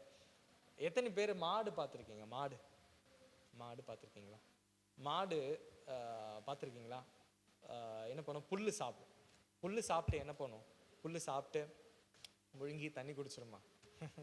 ஒன்றுமா, புல் சாப்பிட்டு வச்சுட்டு அப்புறம் பார்த்தீங்கன்னா ஏதோ ஒரு இடத்துல உட்காந்து அது பாட்டு மென்னுட்டே இருக்கும், அதுமாரி அசை போட்டுட்டே அப்படியே இருக்கும். அதனால் அது எதுக்காக அதை சொல்கிறேன் அப்படின்னா, பல நேரம் நம்ம ஆண்டவருடைய வார்த்தை இப்படி கேட்டோன்னே அப்படியே விட்டுட்டு போயிடுவோம். ஆனால் அந்த ஒரு ஆண்டவர் படைச்ச ஒரு மாடு தான் அது. பாருங்கள், தன்னை சாப்பிட்ட சாப்பாடே நம்ம மென்று அதை இன்னும் ருசியை என்ன பண்ண எதிர்பார்த்து அதை பாடும்போது, நம்ம கத்திரிய வார்த்தையை நம்ம கேட்டு அப்படியே விட்டுறாமல் அதை திரும்ப என்ன பண்ணும், நம்ம இருக்கிற இடங்கள்லாம் அதை யோசிச்சு ஓகே அதை தியானிச்சுட்டே இருக்கணும். ஏன் இதை சொல்கிறேன் அப்படின்னா, எஸ்ரா இந்த மாதிரி ஒரு பாபிலோனில் இருந்த போதிலும் கர்த்தருடைய வசனத்தின் மேலே நாட்டம் கொண்டவராக இருந்தார். அல்லேலூயா. அப்போ நம்ம ஓபேதேதோம் பார்த்தோம், ஒரு குடும்பமாக எப்படி கர்த்தருடைய பெட்டியில் அவங்க மரியாதை கொடுத்து அந்த கர்த்தருடைய வார்த்தை கீழ்ப்படிந்த போது ஆசீர்வாதம் உண்டாச்சுன்னு சொல்லி, இங்கே எஸ்ரா ஆராயவும் அதன்படி செய்யவும், ஆராய்வது மட்டும் இல்லாமல் அந்த இடத்துல என்ன பண்ணியிருக்காரு அப்படின்னா அதன்படி நடந்தார். அப்போது அந்த நாட்களில் அந்த மோசே கற்பனைகள் அந்த நியாயப்பிரமாணங்கள்லாம் ஈஸியானதாக இருந்துச்சா? எல்லாமே கஷ்டமானதான். இப்போது புதிய ஏற்பாட்டு காலத்தில் கொஞ்சம் கொஞ்சம் நம்ம அப்படி இப்படி சமாளிச்சு போயிடும். ஆனால் அந்த நேரத்தில் கர்த்தருடைய வார்த்தை அப்படியே பண்ணக்கூடாது அப்படின்னா பண்ணக்கூடாது, எல்லாம் அதுக்கேற்ற இது நீதி நியாயங்கள் இருக்குது. அப்படிப்பட்ட வார்த்தைகளை என்ன பண்ணாராம், அதன்படி செய்யவும் என்ன பண்ணாராம், அது மாத்திரம் இல்லாமல் அதை டீச் பண்ணுறாரு. ஸோ 3 விஷயம் எஸ்ரா பண்ணுறாரு. என்ன பண்ணுறாரு, அவர் அதை படித்து தியானிக்கிறாரு, அதன்படி செய்கிறாரு, அதை என்ன பண்ணுறாரு மற்றவங்களுக்கும் சொல்கிறார். எத்தனை பேர் இந்த காரியத்தெல்லாம் நம்ம பண்ணணும்னு ஆசைப்பட்டு பண்ணிட்டு இருக்கோம்? அல்லேலூயா.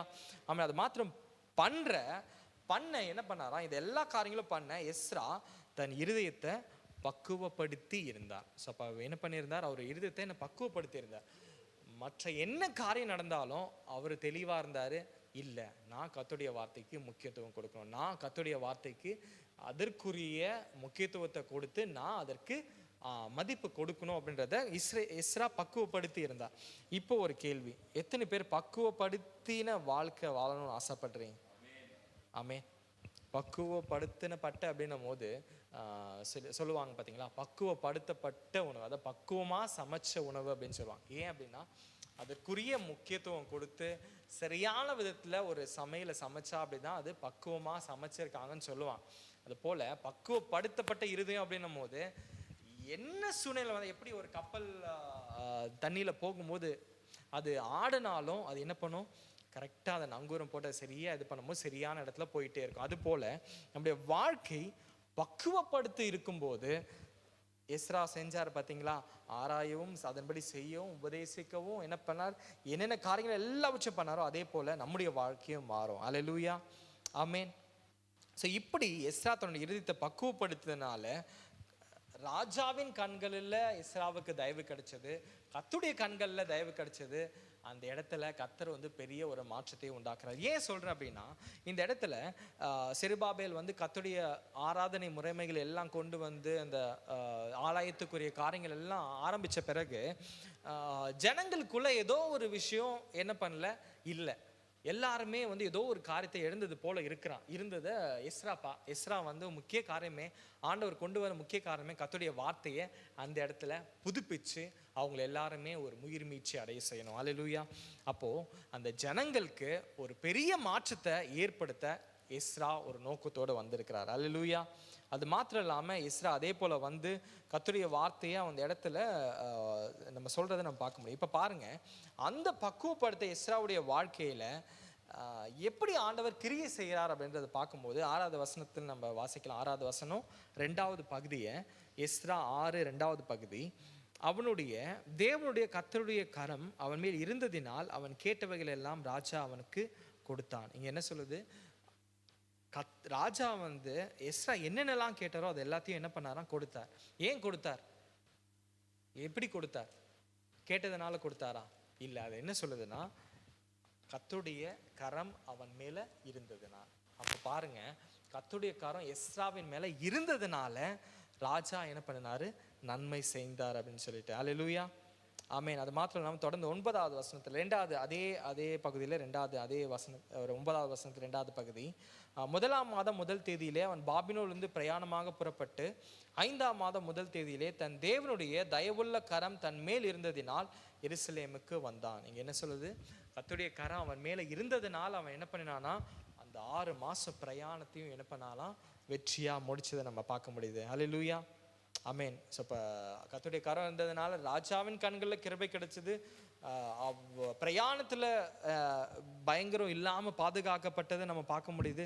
அதில் மாத்திரம் தொடர்ந்து வாசித்தோம் அப்படின்னா 28வது அதிகாரம், அப்படியே என் தேவனாகிய கர்த்தருடைய கரம் என் மேல் இருந்ததினால் நான் தினம் கொண்டு இஸ்ரவேலிலே சில தலைவர்களை என்னோட கூட கூட்டிக் கொண்டு சேர்த்து கொண்டேன். இப்போ அது மாத்திரம் இல்லாமல் இஸ்ராவே சொல்கிறாரு, என் தேவனாகிய கர்த்தருடைய கரம் என் மேலே இருந்ததுனால நான் என்ன பண்ணினேன், திடன் கொண்டு நான் எல்லாவற்றையும் மேற்கொண்டேன்.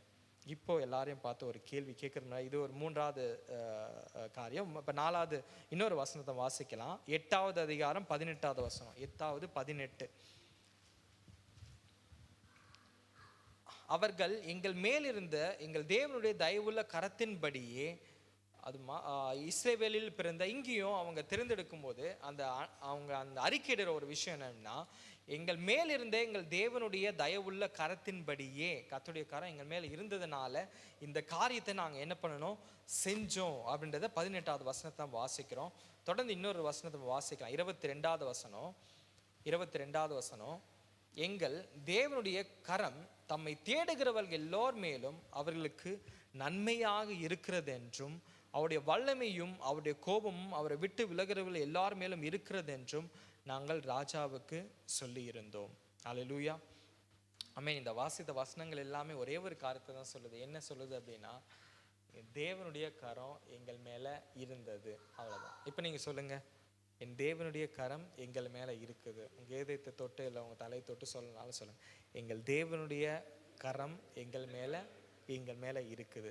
அப்ப பாருங்க, கர்த்தருடைய வார்த்தைக்காக முக்கியத்துவம் கொடுத்து கர்த்தருடைய வார்த்தைக்கு தன்னுடைய எல்லாவற்றையும் செய்த ஒரு மனுஷனுடைய வாழ்க்கையில கர்த்தர் ஆசீர்வாதத்தை கொடுக்கறத நம்மளால பார்க்க முடியுது.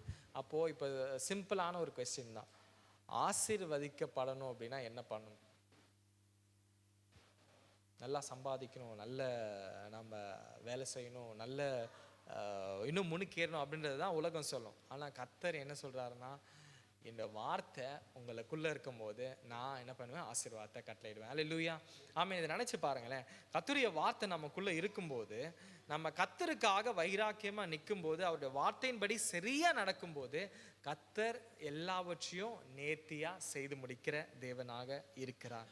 இப்போ சொல்லுங்க, கர்த்தருடைய வார்த்தை எனக்குள்ள இருக்கிறது. யாருக்குள்ளயும் இல்லையா? God's word is in my heart. அதானே இங்கிலீஷ்ல. கர்த்தருடைய வார்த்தை எனக்குள்ள இருக்குதுன்னு சொல்லுங்க.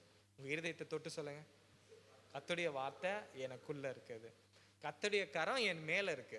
சொல்லுங்க, கர்த்தருடைய கரம் என் மேல இருக்கு. ஆமா. அப்படி இந்த காரியம் நடக்கும்போது கர்த்தர் சொல்றாரு, நான் ஆசீர்வாதத்தை நீங்க கேட்காமலே கொடுப்பேன். அதனால தானே வசனம் சொல்லுது, முதலாவது என்ன பண்ணணுமா, தேவனுடைய ராஜ்யத்தையும் அவருடைய நீதியும் தேடுங்கள், அப்பொழுது இவைகள் எல்லாம் கூட கூட என்ன பண்ணும், கொடுக்கப்படும்.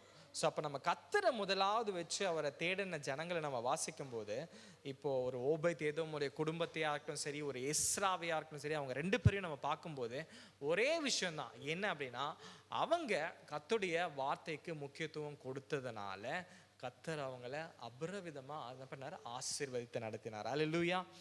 அது மாத்திரம் இல்லாமல் எஸ்ராவை குறித்து நம்ம தொடர்ந்து வாசிட்டே போனால், எஸ்ரா தன்னுடைய வாழ்க்கையை பக்குவப்படுத்தின வாழ்க்கையை கொண்ட அந்த எஸ்ராவுடைய வாழ்க்கையில கர்த்தர் எப்படிப்பட்ட ஒரு குணத்தை கொடுத்திருக்கிறார் அப்படின்னா, ஜனங்களுக்காக அழுது புலம்பும். வாசிக்கலாமே 10வது அதிகாரத்துல 1வது வசனம். 10வது அதிகாரம் 1வது வசனம். எஸ்ரா இப்படி விண்ணப்பம் பண்ணி அறிக்கையிட்டு அழுது தேவனுடைய ஆலயத்துக்கு முன்பாக விழுந்து கிடக்கையில், இஸ்ரவேலில் புருஷரும் ஸ்திரீகளும் பிள்ளைகளுமான மகா பெரிய சபை அவனிடத்தில் வந்து கூடிற்று, ஜனங்கள் மிகவும் அழுதார்கள். அல்லேலூயா. ஆமென்.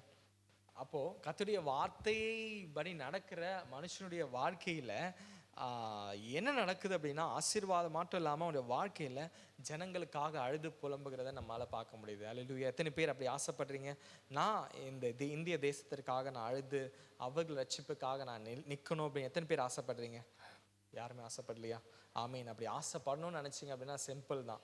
நம்ம வாழ்க்கை பக்குவப்படுத்துதா, இருதயம் பக்குவப்படுத்தப்பட்டு இருந்திருந்ததுன்னா நம்ம கர்த்தருக்கென்று எப்படி தேவ மனுஷர்கள் இருந்தாலும் அதே போல இருப்போம். அல்லேலூயா. ஆமென். நேரம் இல்லாதனால நான் சுருக்கமாக நான் முடிச்சிடுறேன். அது மாத்திரம் இல்லாமல் அந்த இடத்துல கர்த்தருடைய வார்த்தையை மீறி இஸ்ரவேல் ஜனங்க நடந்திருப்பாங்க. ஆனால் எஸ்ரா அந்த இடத்துல போய் கர்த்தருடைய வார்த்தையை சொன்ன பிறகு அவங்க மனம் மாறி கர்த்தருக்காக ஒப்பு கொடுக்கறத பார்க்க முடியுது. அல்லேலூயா. ஆமென். ஸோ இப்போ 2 விஷயத்தை நம்ம வாசிச்சிருக்கோம். ஓபேத் ஏதோமுடைய வீட்டில் கர்த்தருடைய ஆசீர்வாதம் தங்கினது. அதே போல் உங்களுடைய வீட்டில் உங்களுடைய வாழ்க்கையிலும் நம்ம இருக்கிற இடங்கள்ல கர்த்தருடைய ஆசீர்வாதம் தங்கணும் அப்படின்னா, கர்த்தருடைய பெட்டி, அதாவது கர்த்தருடைய வார்த்தை அங்கே என்ன பண்ணணும், விரைவாக இன்னும் நல்ல மகிழ்ச்சியாக துணிக்கப்படணும். அது மாத்திரம் இல்லாமல் ஒரு நபருடைய வாழ்க்கையில கர்த்தர் கிரியை செய்யணும் அப்படின்னா கர்த்தருடைய வார்த்தை அவங்கள வாழ்க்கையில நிலைச்சிருக்கும் போது அது என்ன பண்ணுன்னா அவங்க வாழ்க்கையை மாற்றும். இப்போ ரெண்டு விஷயம்தான். கர்த்தருடைய வார்த்தை எனக்குள்ள இருக்கு, கர்த்தருடைய கரம் என் மேல இருக்கு அப்படின்றத நம்ம சொல்லி தான் நம்ம ஜெபிக்க போகிறோம். இப்போ நம்ம அந்த கடைசியாக நம்ம வாசிச்சோம்ல, நேரனால அதை வாசிக்கலை. கர்த்தருடைய வார்த்தையை நம்ம கடைசியாக அந்த 2 தீமோத்தேயு புஸ்தகத்தை மட்டும் நம்ம வாசித்து முடிக்கலாம்.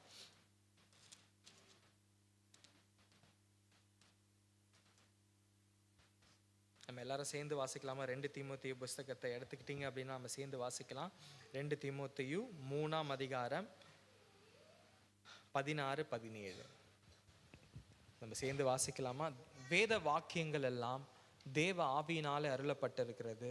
தேவனுடைய மனுஷன் தேறினவனாகவும் எந்த நற்கிரியை செய்ய தகுதியுள்ளவனாகவும் இருக்கும்படியாக அவைகள் உபதேசத்திற்கும் கடிந்து கொள்ளுதலுக்கும் சீர்திருதலுக்கும் நீதியை படிப்பிக்குதலுக்கும் பிரயோஜனம் உள்ளவைகளாக இருக்கிறது. அது இங்கிலீஷில் அருமையாக வரும், எக்யூப்டு அப்படின்னு வரும். அதாவது ஒரு சோல்ஜர் வந்து ஒரு பெரிய ஒரு பேட்டிலுக்கு போகணும் அப்படின்னா, ஒரு பெரிய போருக்கு போகணும் அப்படின்னா என்ன பண்ணியிருக்கணும்? அவர் எல்லாத்துக்காகவும் தயாராக இருக்கணும், எல்லாவற்றையும் அவர் அணிஞ்சிருக்கணும். அப்போ தான் வந்து அங்கே போய் ஜெயிக்க முடியும். அதே போல் தான் நம்முடைய வாழ்க்கையில் கர்த்தருடைய வார்த்தைக்கு நம்ம முக்கியத்துவம் கொடுத்து கீழ்ப்படிந்து இருக்கும்போது கர்த்தர் எப்படி ஒரு ஓபேத்-ஏதோமின் வீட்டை ஆசீர்வதிச்சாரோ அதை போல அந்த வீட்டை ஆசீர்வதிப்பார். அதன் மூலமாக மற்றவர்களையும் ஆசீர்வதிக்க போதுமான தேவனாக இருக்கிறார். அல்லேலூயா. நம்ம இருக்கிற இடங்களை நம்ம அப்படியே கண்களை மூடி நம்ம ஆண்டவர் நோக்கி பார்த்து நம்ம ஜெபிக்க போகிறோம். ஆண்டவரே, இந்த காலை வேளையிலும் நாங்கள் உம்மை நோக்கி பார்த்து ஆண்டவரே எங்களை ஒப்பு கொடுத்து நாங்கள் ஜெபிக்கிறோம். ஆண்டவர், உம்முடைய வசனம் ஜீவன் உள்ளதாகவும் ஜீவனை கொடுக்கிறதாகவும் இருக்கிறதே என்பதை நாங்கள் அறிந்திருக்கிறோம் தகப்பனே. அப்பா, உம்முடைய பெட்டி அந்த ஓபேத்-ஏதோமின் வீட்டில் சென்ற போதே அன்ற 3 மாதங்களும் கர்த்தர் அவங்களை அளவில்லாமல் ஆசீர்வதித்தீரே. அப்பா, இந்த காலை வேளையிலும் உம்முடைய வார்த்தை எங்களை குடும்பங்களில் ஆண்டவரே ஸ்தோத்திரம் தொனிக்கப்படும் போது, வாசிக்கப்படும் போது, எங்கள் குடும்பங்களில் தங்கும் போது கர்த்தருடைய மகிமை நீங்கள் ஒவ்வொரு குடும்பத்து மேலேயும் நீர் ஆண்டவரை கட்டளையிட போகிற தயவுக்காக நன்றியோடு நாம் துதிக்கிறோம். உம்முடைய மகிமை எங்கள் ஒவ்வொருடைய வாழ்க்கையிலும் தங்க போகிறதற்காக நன்றியோடு நாம் துதிக்கிறோம் அப்பா. அதே போல எஸ்ஸாவினுடைய வாழ்க்கையில் அந்த வார்த்தை ஆண்டவரே தொனிக்கப்பட்ட போல ஆண்டவரே நிலைத்திருந்தது போல இந்த காலை வேளையில் எங்களுடைய இருதயத்தில் உம்முடைய வார்த்தை இருக்கட்டும் தகப்பனே. அந்த பக்குவப்படுத்த இருதயம் எங்களுக்குள்ள அந்த இருதயத்தை எங்களுக்கு கொடுங்க தகப்பனே. அப்பா, உம்முடைய வேதத்தை ஆராய்ந்து அதன்படி செய்யவும் அதன்படி தியானிக்கவும் நடக்கும் எங்கள் இருதயத்தை பக்குவப்படுத்தி ஆண்டவரே நீர் அப்படியாக எங்கள் வாழ்க்கையை மாற்றுகிறதற்காக நன்றியோடு நாம் துதிக்கிறோம். உம்முடைய வார்த்தை எங்களுக்குள்ள இருக்கட்டும், உம்முடைய கரம் எங்கள் மேலே இருக்கட்டும் தகப்பனே. நம்ம சொல்லி நம்ம கடைசியாக நம்ம ஜெபிச்சு முடிக்க போகிறோம். நம்ம சத்தத்தை உயர்த்தி நம்ம சொல்லுவோம், ஆண்டவரே உம்முடைய வார்த்தை எங்கள் இருதயத்துக்குள்ளே இருக்கட்டும். ஆண்டவரே ஸ்தோத்திரம்.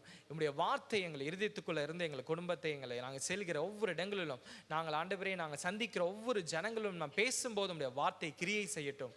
உம்முடைய கரம் எங்கள் மேலே தங்கி இருக்கட்டும் தகப்பனே.